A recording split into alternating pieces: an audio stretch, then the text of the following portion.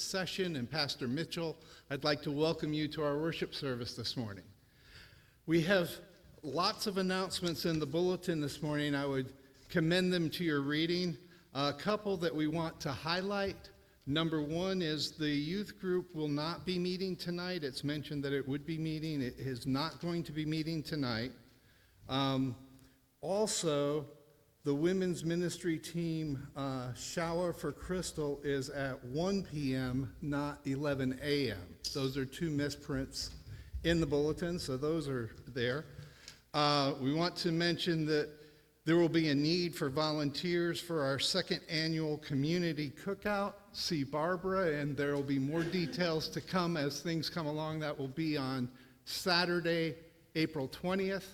Here, 25th? 27th. Okay. See? It's in April, towards the end. But yes, there. I think we have a couple of people that need to make announcements. Elaine's going to make one, and then David Johnson will be right behind her making one as well.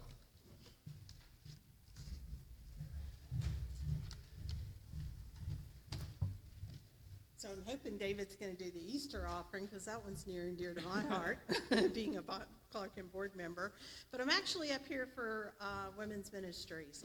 So I've tried to talk to most of the ladies today. If I missed you, please see me after the service. But around 2011, Catawba Women's Ministries established these functions called meet and greets to help the ladies within Catawba to meet each other and learn more about what's going on in each other's churches and things of that opportunity.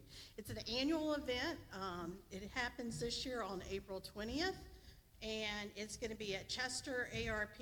Our speaker will be Kelly Anderson, and the topic is Mothers and Others, specifically scriptural encouragement for young mothers and how others can come alongside them.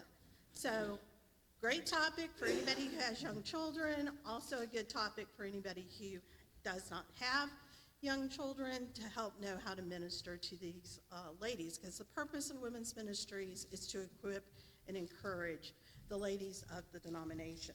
If you would like to know more about Kelly, she is a friend of Crystal, so you could talk to her.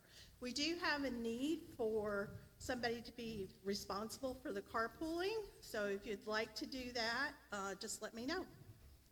Thank you.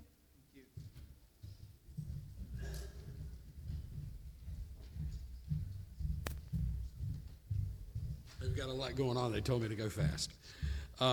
Okay, so the deacons are continuing to talk with John Mark Porter, the CPA that is designing our accounting procedures. That's going very well.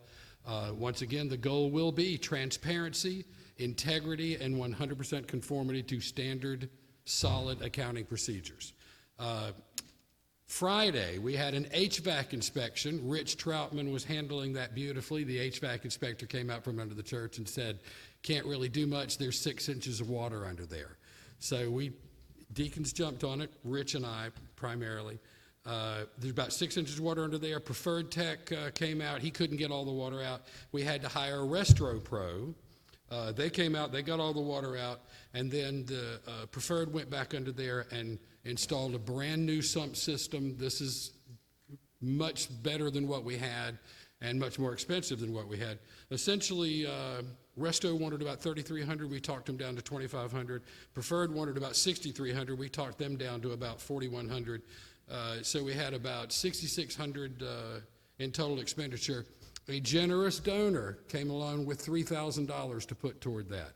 A second generous donor came along with $500 to put toward that. So right now we're only out about $2,100. Fortunately, all of this was discovered before the weather got hot. There's no mold or mildew. There's no real damage under there. The Preferred guy came back and inspected, and I think Ward also went under there and did a secondary inspection. Everything looks good. So I just want to tell you about that. We got that handled. And the last thing, the Connex out here, which has been kind of subject to mold and mildew, Josh and Ward went out and raised this thing up to get a layer of air under it so it'll quit doing that, so we can start using it for storage, so we can get some of this stuff out of here so that the closet and everything's not so full. And Ward and Josh did a beautiful job of that. If you ever want to see a professional Connex raising, go out and look at our Connex. So thank you very much. That's what's going on with the deacons. Thank you. Thank you. And as Elaine mentioned, there is an insert in your bulletin about the Easter offering. We really take a look at the brochure. This Easter offering is designed to support the ARP Foundation and Stewardship Ministries, Von Clark Conference Center, Outreach North America, and World Witness. There are 2 offerings a year, the Easter offering and the Thanksgiving offering. So this one is specifically for denominational events and agencies. So take a look, and if you can, that is a really worthy way to donate. Discipleship ministry team is, it's not in the bulletin, but the discipleship ministry team is scheduled to meet tomorrow evening at 7 o'clock. Mary Ellen mentioned Brenda Bush, who's a critical member that may not be back, so it's subject to revision.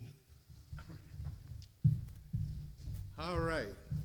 I told you we had a lot to get through this morning, so if we can, let's take a few minutes and prepare our hearts to worship our Lord.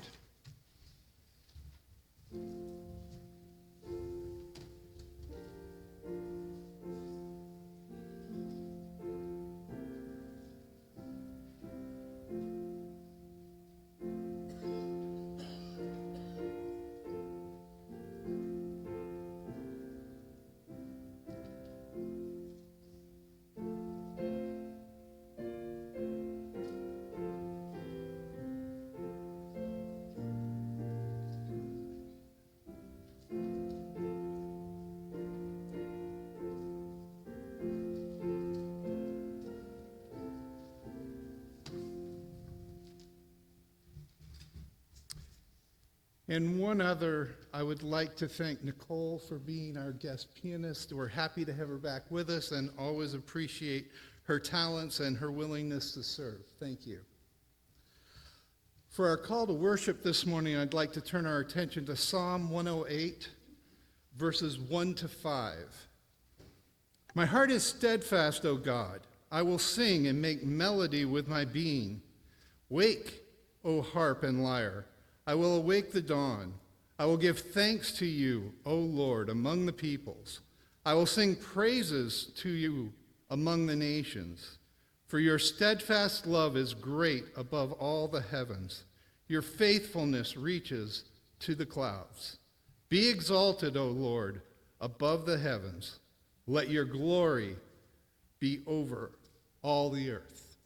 Well, let's stand and sing to our glorious God. Hymn number 100 from the Trinity hymnal, Holy, Holy, Holy. Let's stand and sing this together.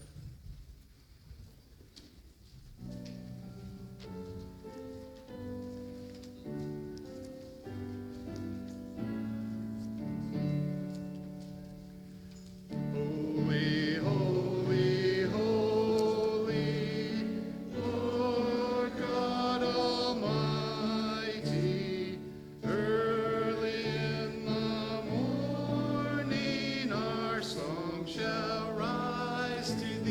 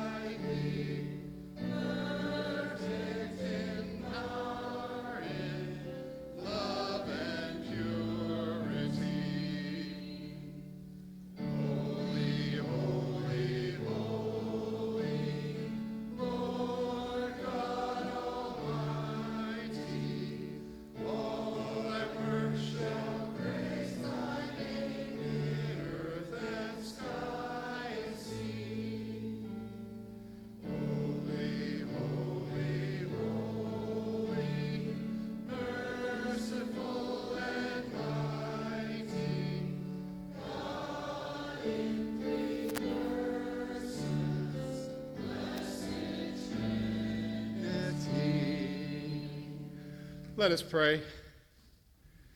Loving and gracious Heavenly Father, once again you have called us into your presence, your holy presence. Father, we don't deserve to even enter or expect you to ask us here, but you do so of your choice. Father, we pray that you would accept this worship, that it would please you, that we would focus completely on you and you alone. Father, you sent your Son to pay a price we couldn't pay and to teach us, and moreover to teach us how to pray, saying, Our Father, who art in heaven, hallowed be thy name. Thy kingdom come, thy will be done, on earth as it is in heaven. Give us this day our daily bread, and forgive us our debts, as we forgive our debtors. And lead us not into temptation, but deliver us from evil. For thine is the kingdom, and the power, and the glory forever. Amen. You may be seated.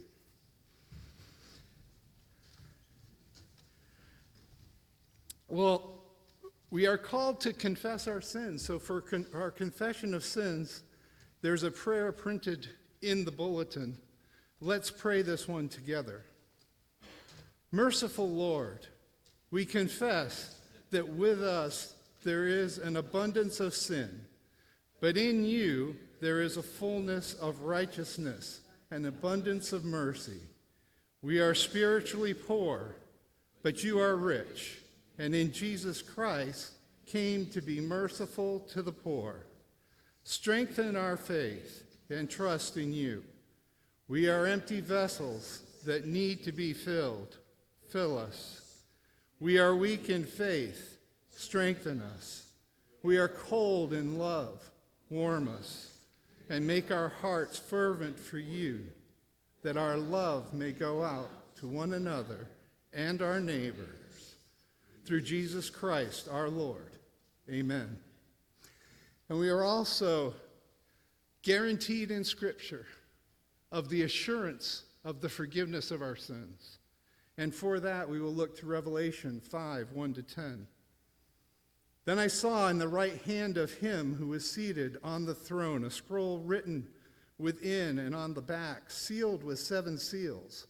And I saw a mighty angel proclaiming with a loud voice, Who is worthy to open the scroll and break its seals? And no one in heaven or on earth or under the earth was able to open the scroll or to look into it. And I began to weep loudly because no one was found worthy to open the scroll or to look into it.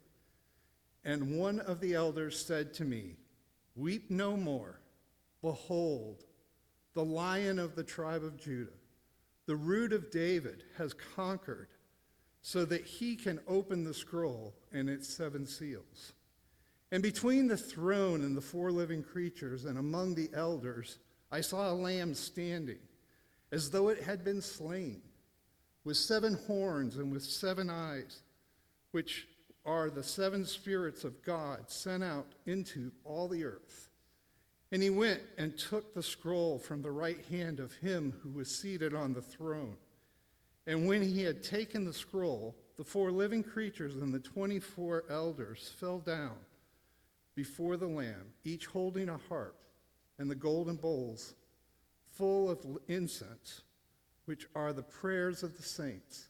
And they sang a new song, saying, Worthy are you to take the scroll and to open its seals. For you were slain, and by your blood you ransomed people for God from every tribe and language and people of nature. And you have made them a kingdom and priests to our God, and they shall reign on the earth. Well, let's stand for our confession of faith. 2 very familiar questions from the Shorter Catechism. I will read the questions, and you can read the answers with me. Christian, What is the chief end of man? Man's chief end is to glorify God and enjoy him forever. What rule hath God given to direct us how we might glorify and enjoy him? The word of God, which is contained in the scriptures of the Old and New Testaments, is the only rule to direct us how we may glorify and enjoy him. You may be seated. And if the children will come forward for the children's sermon.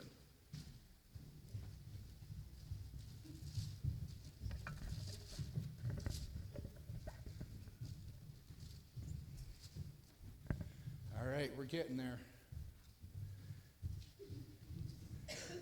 There we go. Everybody on the same row. This is great. You're squashed? Snug as a bug in a rug, right? I'm getting squashed like a turtle.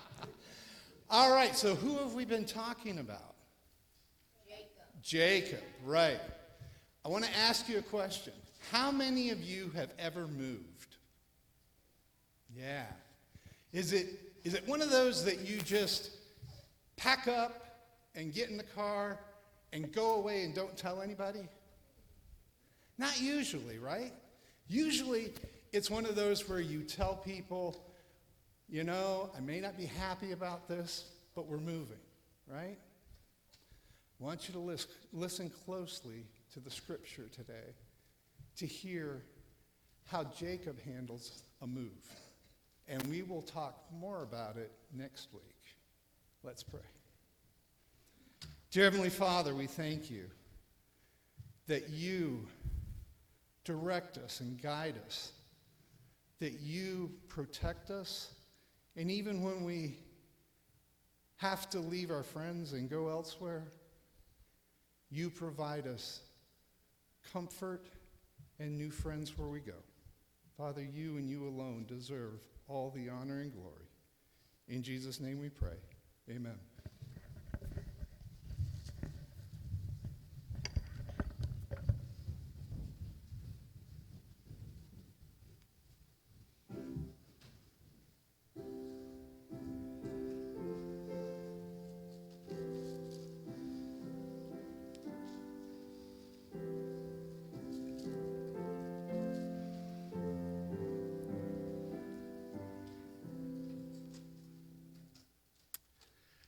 For our scripture reading this morning, we're going to read Psalm 105. Oh, give thanks to the Lord, call upon his name, make known his deeds among the peoples. Sing to him, sing praises to him, tell all his wonderful works. Glory in his holy name, let the hearts of those who seek the Lord rejoice. Seek the Lord, his strength, seek his presence continually. Remember the wondrous works that he has done, his miracles and the judgments he uttered. O offspring of Abraham, his servant, children of Jacob, his chosen ones, he is the Lord our God. His judgments are in all the earth. He remembers his covenant forever, the word that he commanded for 1,000 generations. The covenant that he made with Abraham, his sworn promise to Isaac, which he confirmed to Jacob as a statute, to Israel as an everlasting covenant, saying, to you I will give the land of Canaan as your possession, as your portion for an inheritance. When they were few in number, of little account, and sojourners in it, wandering from nation to nation, from one kingdom to another people. He allowed no one to oppress them. He rebuked kings on their account, saying, touch not my anointed ones. Do my prophets no harm. When he summoned a famine on the land and broke all supply of bread, he had sent to a man ahead of them, Joseph, who was sold as a slave. His feet were hurt with fetters. His neck was put in a collar of iron until what he had said came to pass. The word of the Lord tested him. The king sent and released him. The ruler of the people set him free. He made him lord of his house and ruler of all his possessions, to bind the princes to his pleasure, and to teach his elders wisdom. Then Israel came to Egypt. Jacob sojourned in the land of Ham, and the Lord made his people very fruitful, and made them stronger than their foes. He turned their hearts to hate his people, to deal craftily with his servants. He sent Moses his servant and Aaron, who he had chosen. They performed his signs among them and miracles in the land of Ham. He sent darkness and made land dark. They did not rebel against his word. He turned their waters into blood and caused their fish to die. Their land swarmed with frogs, even in the chambers of their king. He spoke, and there came swarms of flies and gnats throughout their country. He gave them hail for rain and fiery lightning bolts through their land. He struck down their vines and fig trees and shattered the trees of their country. He spoke, and the locusts came, young locusts without number, which devoured all the vegetation in their land and ate up the fruit of their ground. He struck down all the firstborn in the land, the firstfruits of all their strength. Then he brought out Israel with silver and gold, and there was none among them, his tribes, who stumbled. Egypt was glad when they departed, for dread of them had fallen upon it. He spread a cloud of covering and fire to give light by night. And they asked, and he brought quail and gave them bread from heaven in abundance. He opened the rock, and water gushed out. It flowed through the desert like a river. And he remembered the holy promise and Abraham his servant.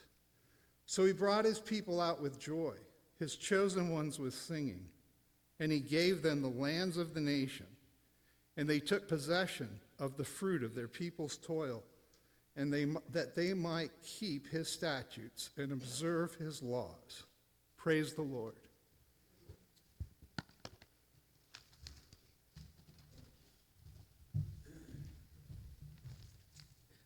And let us go to the Lord once again in prayer. Not unto us, O Lord, not unto us, but to your name be glory forever. You are a holy God. You are the one who has made all things by the word of your power, and you are the one who has put into action the plan from eternity past, Father, Son, and Holy Spirit, to redeem a people for yourself. And you have unfolded that great plan of redemption in a way that no human being could ever imagine, that you, the Son, would become man and lay down your life for your sheep, that you should send the Holy Spirit to guide and direct your church to convert the soul and to build us up into truth. Lord, be about that work today. May your word not return void, but may it accomplish every purpose that you have for it. If there are any here who have not yet trusted in Christ, in his righteous life, in his atoning death for salvation, would you stir up their soul today? Let your word be powerful to convict of sin and guide in the paths of righteousness for your name's sake. And Lord, for those who have trusted in Christ, your church must be built up in the truth, for the gates of hell will not prevail against it. We cling to the promise of your love never departing from us, that you will never leave us or forsake us, regardless of the trial that we face, the difficulties, the anxieties that keep us up at night. Lord, you know us completely.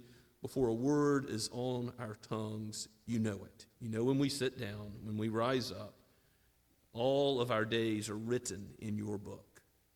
So, O Father, guide your sheep, shepherd your flock, abide with us, be present with us, teach us, rebuke us when we need rebuke, correct us where we need correction. Teach us your law, that we might live according to your statutes, that we might be conformed more and more to the character of the Lord Jesus Christ. We thank you that you have been so good as to reveal your word and show us the way in which we should live for your glory. We thank you, Father, that you have called us to this particular church. We thank you for the elders and deacons that you've gifted, equipped, and called. And we pray your blessing upon them as they do the work of shepherding and mercy ministries and care for all of the things necessary, spiritual and material, for the good of your church. May we be focused on your glory. Father, may we, as a church body, in the use of all the gifts and the ministry teams and every member from the most aged saint to the youngest, may we work together with the different gifts that you have given so that your name would be lifted up and so that others may come to know the Lord Jesus through deeds of love, through hospitality, through outreach, through evangelism.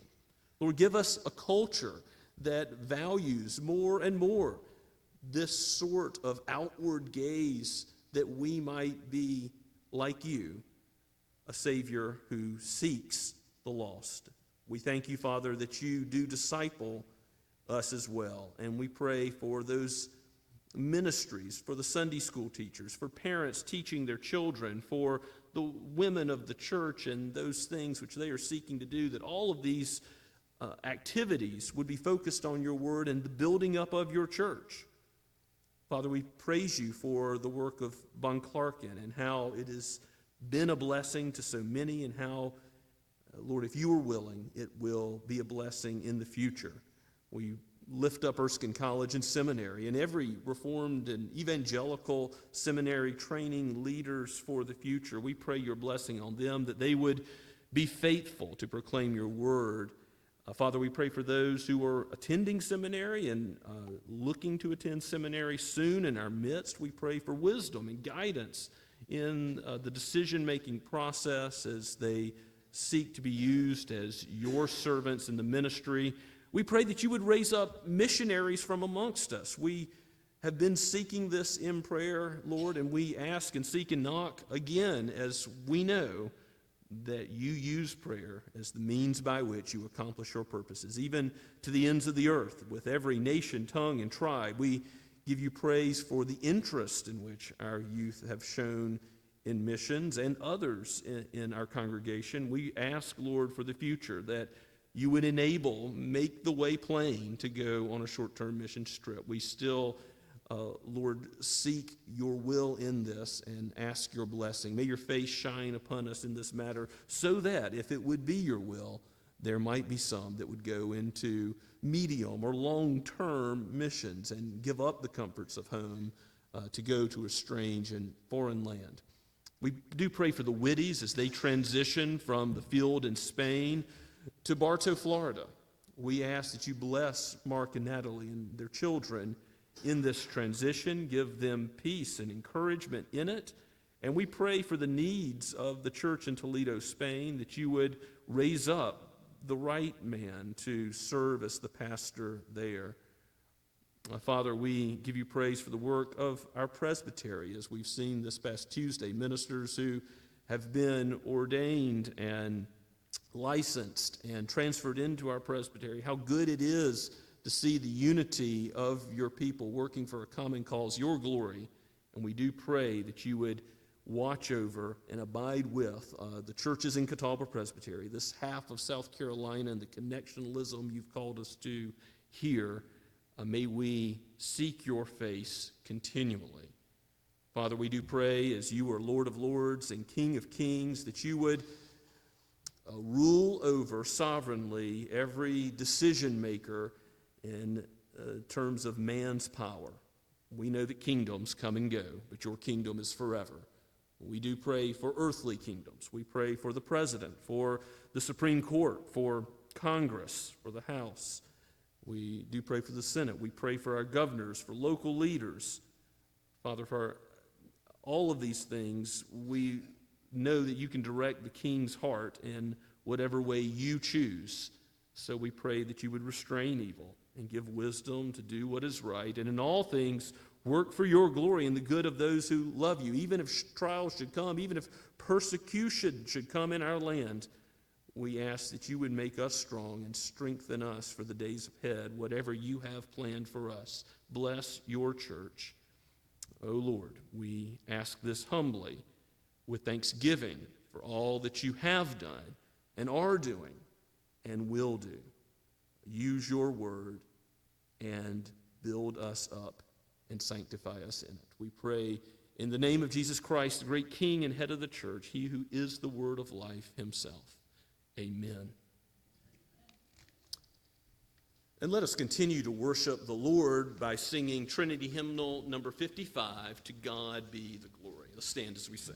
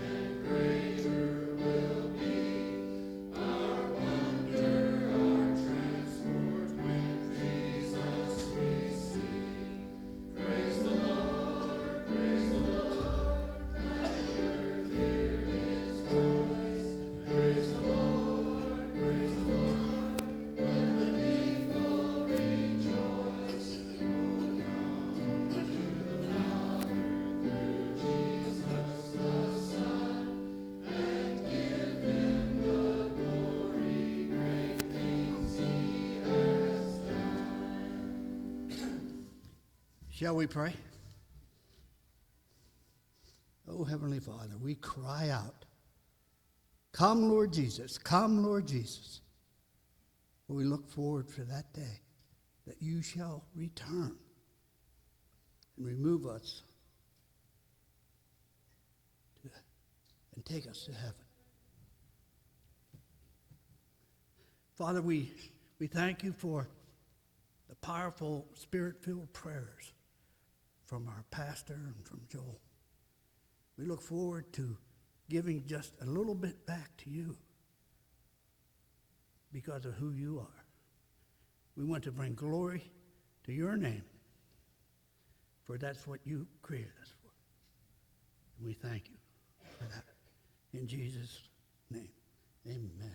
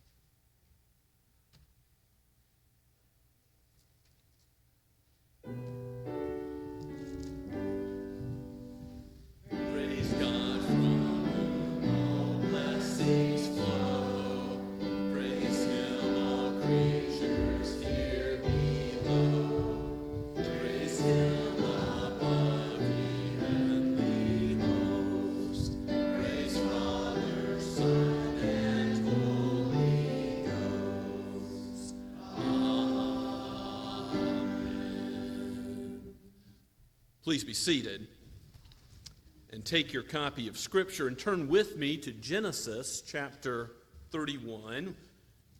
Last week, I was able to go with my family to Southwest Florida on vacation, and we had a refreshing time together, but it is good to be back with you, and thankful for Brother Reverend Jeremy Kanan for filling the pulpit last week. But we pick up where we left off in the book of Genesis, Genesis chapter 31. If you remember, what was happening at the end of chapter 30 is that despite Jacob's attempts at using his own methods to prosper himself, God is changing Jacob and teaching him to rely on him. God is teaching Jacob that he is the source of all his prosperity, all his material wealth. He came fleeing to Padan Aram from Canaan. He came to the land penniless, without any wealth at all. But now he is going to leave. He worked 7 years for Leah, 7 years for Rachel, and then 6 more years Laban has talked him into staying at the end of chapter 30 when he already wanted to go. But now we're going to see 20 years in the road back to the promised land, the road for Jacob, who's going to become Israel, to go back to Israel, to go back to the land of his fathers, of Abraham and Isaac, to return. And we'll see how that plays out as Laban turns. He's already been trying to deceive Jacob, the deceiver, but as he turns more and more antagonistic, more and more adversarial towards his own flesh and blood. Let's hear God's word, penned by Moses, breathed out by the Holy Spirit. For each of us today, this is God's holy word. Genesis 31 at verse 1. And we'll read down to verse 21 this morning. Now Jacob heard that the sons of Laban were saying, Jacob has taken all that was our father's, and from what was our father's, he has gained all this wealth. And Jacob saw that Laban did not regard him with favor as before. Then the Lord said to Jacob, return to the land of your fathers and to your kindred, and I will be with you. So Jacob sent and called Rachel and Leah into the field where his flock was, and he said to them, I see that your father does not regard me with favor as he did before. But the God of my father has been with me. You know that I have served your father with all my strength, yet your father has cheated me and changed my wages 10 times. But God did not permit him to harm me. If he said, the spotted shall be your wages, then all the flock bore spotted. And if he said, the striped shall be your wages, then all the flock bore striped. Thus God has taken away the livestock of your father and given them to me. In the breeding season of the flock, I lifted up my eyes and saw in a dream that the goats that mated with the flock were striped, spotted, and mottled. Then the angel of God said to me in a dream, Jacob. And I said, here I am. And he said, lift up your eyes and see. All the goats that mate with the flock are striped, spotted, and mottled, for I have seen all that Laban is doing to you. I am the God of Bethel, where you anointed a pillar and made a vow to me. Now arise and go out of this land and return to the land of your kindred. Then Rachel and Leah answered and said to him, is there any portion or inheritance left to us in our father's house? Are we not regarded by him as foreigners? For he has sold us and indeed devoured our money.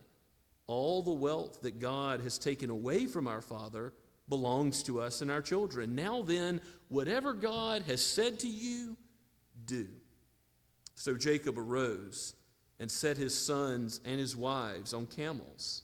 He drove away all his livestock, all his property that he had gained, the livestock in his possession that he had acquired at Padan Aram, to go to the land of Canaan with his father Isaac. Laban had gone to shear his sheep, and Rachel stole her father's household gods. And Jacob tricked Laban the Aramean by not telling him that he intended to flee. He fled with all that he had and arose and crossed the Euphrates and set his face toward the hill country of Gilead. Let us pray and ask God's blessing now. O Lord, this is your word. Enable it to sink into our minds so that we might be affected in the heart, and that our affections and even our wills would be changed, that our hands and feet might live according to your word, that like Jacob, you would transform us more and more to be like Christ, to be your servants indeed, to live for your glory. We pray in Jesus' name, amen. So for Jacob to return back home, it's going to mean many things. We'll see next week that he's going to have to deal with Esau soon, and Laban is going to chase him. It's going to be a reenactment of the Exodus, a foreshadowing of the Exodus, and from the perspective of Moses, the writer, it's going to remind Israel, don't seek out those false gods like Rachel, who stole them and hoarded them to herself from Laban. Go to the promised land. Flee Egypt. So Moses is writing this to a people who have already been through the Exodus, and in its original historical context, it's foreshadowing that great event to come. Jacob is going home. He's going to Canaan. Now, why does he go? This time, God tells him to go, and God is going to remind him of the vow he made at Bethel. Maybe turn back to Genesis chapter 28 and just look at that one more time. At the end of chapter 28, in verse 20, God is starting to work on him, and he makes this vow to God. After his dream in Jacob's ladder, he gets a glimpse of heaven. Jacob makes a vow, it says in verse 20, saying, if God will be with me. That's a conditional phrase. If then. If God will be with me and will keep me in the way that I go and will give me bread to eat and clothing to wear, so that I come again to my father's house in peace, then the Lord shall be my God. And this stone, which I have set up for a pillar, shall be God's house. And all that you give me, I will give a full tenth to you. Now, Jacob's still got a lot to learn here, but he's made a vow. God, if you'll protect me, if you'll give me material provision, if you'll be with me and lead me back home, I will serve you. You will be the God that I worship and serve with all my wealth. And has God given Jacob material wealth? Not just a little bit, but in abundance, more than he could ask or think. And God is leading him, more importantly, back home. God is, most importantly, spiritually with him. He is his covenant God, and Jacob is his child belonging to him. So Jacob, in verse 1, is hearing from Laban's sons that there's an antagonistic relationship forming with them towards Jacob, that all that what Jacob has gained is from Laban, and they see their wealth going away because of the way the sheep and the goats are coming out spotted or speckled, and Laban keeps altering the deal, changing the bargain. Jacob keeps increasing in wealth, and Laban's wealth goes down. So the sons of Laban are upset about this, and we're going to see that Laban himself is upset. In verse 2, Jacob saw that Laban did not regard him with favor as before. In the Hebrew, it literally says his face was not for him. And, the face being a countenance, the countenance of approval, or in this case, disapproval. That's the idiom that's being used. And the Lord said to Jacob, God himself says, return to the land of your fathers and to your kindred, and I will be with you. Reiterating the covenant promise, I will be your God, you will be my people, I will be with you in this journey, 350 miles as the crow flies from Padan Aram to Canaan. And Jacob's going to go now, not just with himself, but with all his wives, his servants, his livestock. I mean, this is a big undertaking. So what do you do if you're convinced God has told you to do this? You go to your wives, you go to Rachel, and you go to Leah, and you try to convince them. This is what we have to do. This is what God wants us to do. So in verses 4 through 15, you're going to see, verses 4 through 13, rather, you're going to see Jacob give a speech that is going to try to persuade his wives, this is what we must do. And then we'll see their response in verses 14 and following. So verse 4, Jacob sent and called Rachel and Leah into the field where his flock was. Now, why did he call them into the field? He wanted a private, confidential setting so that Laban and Laban's sons don't hear about their secret plot to leave, because Laban's already convinced him to hang around once for 6 more years, and Jacob doesn't want to be adversely affected again, as he knows he must leave. God has told him to. Jacob sent and called Rachel into the field where his flock was, and perhaps it's also guarding the flock, the livestock, from any adverse action by Laban. I see that your father does not regard me with favor as he did before. Again, the face idiom. But the God of my father has been with me. And he's going to try to argue with them, present evidence that God's presence has been with them all along. And he's going to refer back to his initial service. He's going to talk about his trials. Even as he's facing a trial now with Laban and Laban's sons being antagonistic towards him, he's going to say, even through all the ups and downs, and indeed where he stands right now, God is with him. I mean, that's important to know that God is with you in the green pastures as well as the dark valleys of this life. And that's what Jacob is arguing. He's interpreting God's providence with the view of God being sovereign over all that comes to pass in their lives. He says, you know that I've served my father with all my strength, meaning for his 2 wives, and yet your father has cheated me and changed my wages 10 times. But God did not permit him to harm me. So though there would have been many ways in which Laban could have harmed Jacob, financially or personally, it hasn't happened. God's protected him. God's watched over his life, his coming and going, indeed now and forevermore. If he said, the spotted shall be your wages, then what do you know? It's not because of setting up poles and putting stripes on them or No, it's not because of superstitions, but because of God's providence. Jacob now understands the flock bore more spotted because of God's oversight of him. And then if he said, the stripes shall be your wages, then again, God was the one who sovereignly superintended so that there were more striped wages for Jacob. It wasn't because of secondary causes or animal husbandry ultimately. It was because of God working his purposes out. He's arguing to Rachel and Leah. Thus God has taken away the livestock of your father and given them to me, verse 9. In the breeding season of the flock, I lifted up my eyes and saw in a dream, and he's going to reference another dream. Of course, the first dream in Bethel in chapter 28, he got this glimpse of what God was calling him to, the glimpse of the heavens. And in this dream, he sees that all of these goats God has handed to him. And God said to him in the dream, verse 11, Jacob, and he responds, here I am.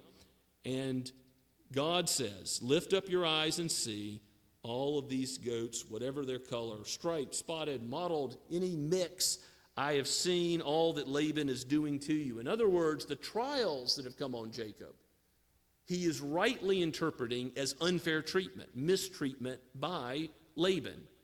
And God sees and takes notice of when his people are mistreated, what's later going to be true in Egypt.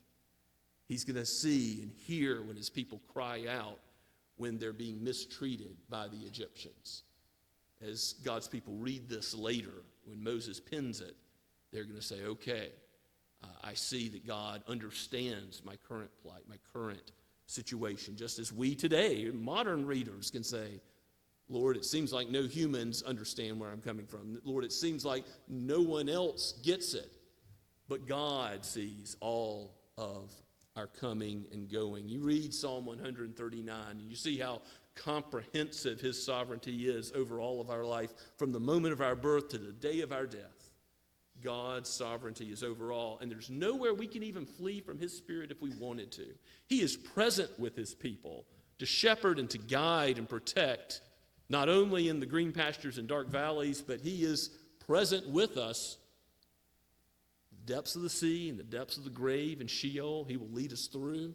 In the heights of the heaven, there's nowhere in the cosmos we can escape from his presence. And so we should rest secure knowing that he knows us completely.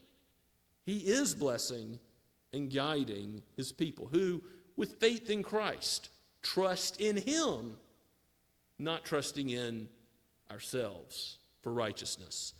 Jacob is learning that lesson, to trust in God. And we see that in the way that he instructs his wives, because he's called to teach them and take leadership. You remember earlier, Jacob was a pawn being bought and sold and really commanded about by Rachel and Leah. But now he's going to step up and he's going to take leadership in the home. And he's informing them of God and his ways and what they've got to do. And he's taking charge in a godly way.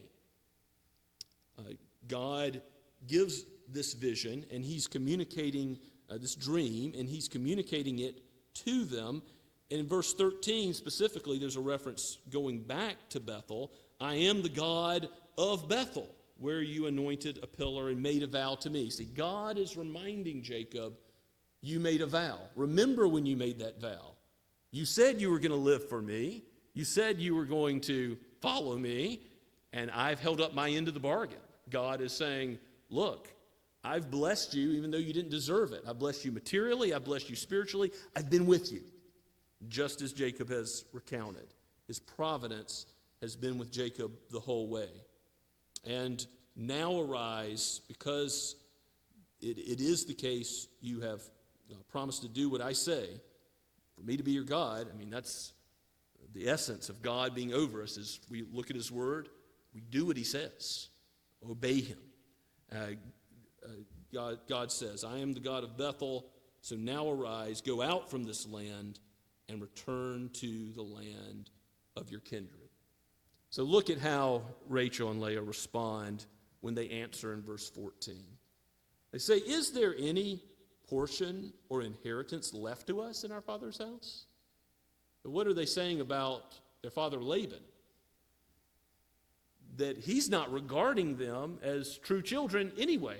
Now, their first loyalty should be to Jacob, but it's clear now to Jacob that it is. That they're not going to say, no, we want to stay here with Dad. No, they see the problems with the way Laban has been living and treating their husband and indeed them. He only cares for money, but that wealth is dwindling away, and God is sovereignly placing it in Jacob's hands. All the wealth that God has taken away from our father belongs to us and to our children. They're seeing that the language here in the Hebrew is it's a specific ancient Near East formula of property transference. They're saying it's official that God has transferred the property to us rightfully. And now then, whatever God has said, you do. Because they see the reality of Jacob's interpretation of God's sovereignty in all these events. They say, we agree with how you see things. So you know how it is when you teach a Sunday school lesson or a Bible lesson for a Bible study, or parents for your children, husbands, you're bringing your wives along to present them as spotless before Christ on the day of his return. When you lead someone else in the truth, you yourself are sanctified in the process. You yourself learn and are blessed in the process. That's what's happening with Jacob. He's being sanctified. That's what was happening with Rachel and Leah. They're being sanctified. But we're going to see they're not without sin. There's still issues that come up. And one of those issues is they're not only receiving all that is rightfully theirs, that Jacob has made plain, God has, through his providence, given them all these livestock and so forth, but Rachel's also going to go for the household gods. We're not sure exactly what these are. Jacob gets a head start on Laban. Eventually, Laban's going to overtake him as he chases after them. They get on camels. They drive the livestock away. So again, they're sort of slow moving because of the wealth, because of all the property that's going from Padan Aram to Canaan. Laban had gone to shear his sheep, so that's how they got the head start of 3 days. And Rachel stole while Laban's out with the sheep.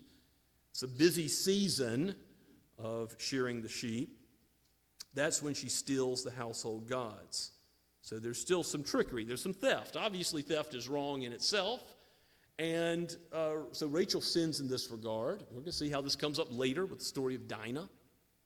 But Rachel is also going after idols when she should be following the true and living God. And what these household gods are, commentators debate, but they probably are like what Ezekiel 21:21 talks about, some source of divination, giving guidance about the future. Well, do they need guidance from some other God other than Yahweh?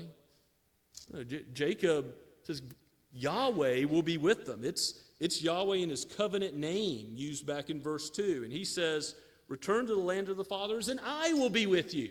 Verse 3. He doesn't need the guidance of any false gods. Rachel and Leah need to listen to Jacob, who's listening to Yahweh. They don't need to seek divination. Now, maybe they were thinking they're made of precious metal. They're protecting their inheritance. They probably justified it in some way. And we can easily justify our own clinging to some material thing, some thing in this world that we think we have to mix in with our Christianity, that we, like Rachel, want to bring along. That little bit of Egypt we want to grasp for. No. Seek the Lord. Seek his glory. Seek his face continually, as we read earlier.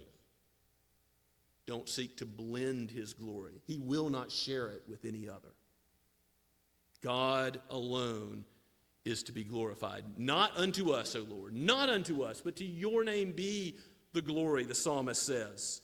We have to constantly keep that in mind in our lives as we work in God's church. It's not about individuals. It's not about ministry teams, or it's not about personalities. It's about working together for the glory of God. And because that's true in our lives, we can serve God in quiet ways and not get human recognition and be okay with that.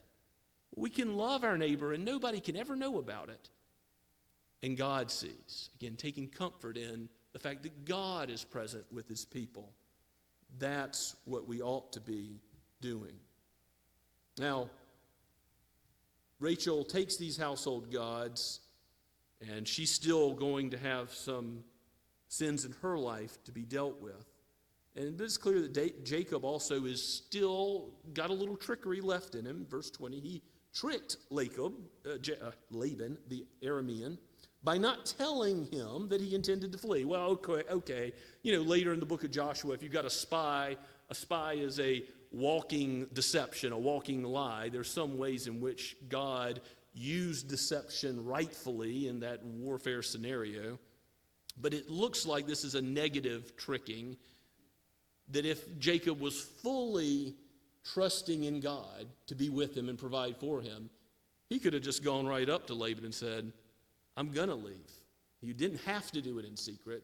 So it looks like he is following. The motivation of his heart is, on the whole, right, but it's still mixed in, like our motivations are, even as believers. The new man, still the old man's mixed in. We're struggling against sin. We're fighting sin. We're not going to be perfect until the Lord calls us home, until Christ returns or we die. Then sin will be no more. But until that day, Jacob is dealing with an internal struggle, an internal battle with his old self, the old trickster Jacob. he secretly does flee. He takes all that he has. He crosses the river. It's like crossing the Rubicon, crossing the great river Euphrates is what's in mind. And he sets his face towards the hill country of Gilead. He's going home. Jesus sets his face towards Jerusalem. What's that mean he's going to do? He's going to Jerusalem, and nothing's going to stop him. He's going to do what he came to do, which is to give his life as a ransom for many. He's going to the cross to die. And the Gospels, that phraseology of setting his face to a task, calls back all the way to Genesis. Isn't that interesting? And how Jacob was set on this godly, God-ordained goal of going back so that God could change his name to Israel, so that God could provide for his people and all that's to follow in redemptive history. What do you know? Even in the midst of all the trials, God is working his purposes out. He is glorifying himself and doing what is for the good of his people in all the circumstances of life. Can you remember that? Can you trust in that? Can you believe that? That God is your God and you belong to him? You are the child of the Most High. You are the son and daughter of the King. When you face struggles and trials, when you face difficulties, broken relationships, when you don't know where the material wealth is coming from to take care of your family, where you're not sure about decisions to make in life, peace that passes understanding even, comes from knowing the God who knows it all. You're not going to know it all, but you trust in the one who does. Give yourself to him in faith. Believe in his goodness and your relationship to him in Christ. Let's pray together.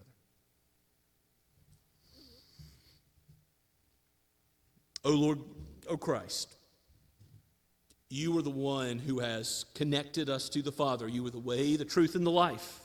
No one can come to you, Father, without your Son.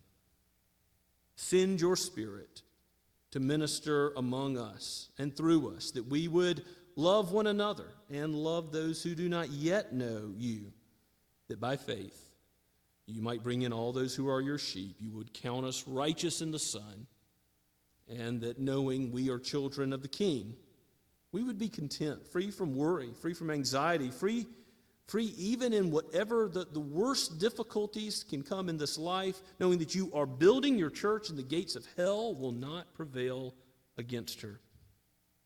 What comfort. What good news indeed, that you were wise, wiser than any man. To you alone be the glory forever. In Jesus' name we pray. Amen. And let us respond to God's word now by standing and singing once again, Come Thou Fount of Every Blessing, hymn number 457.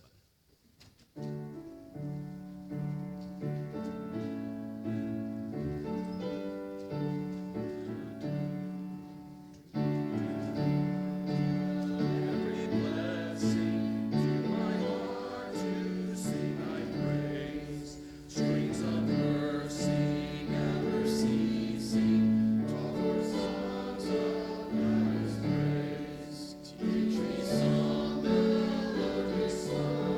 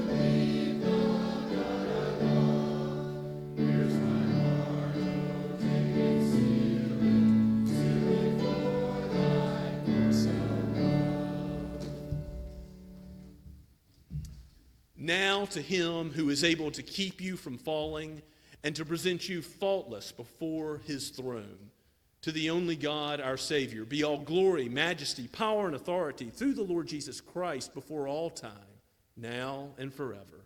Amen and amen.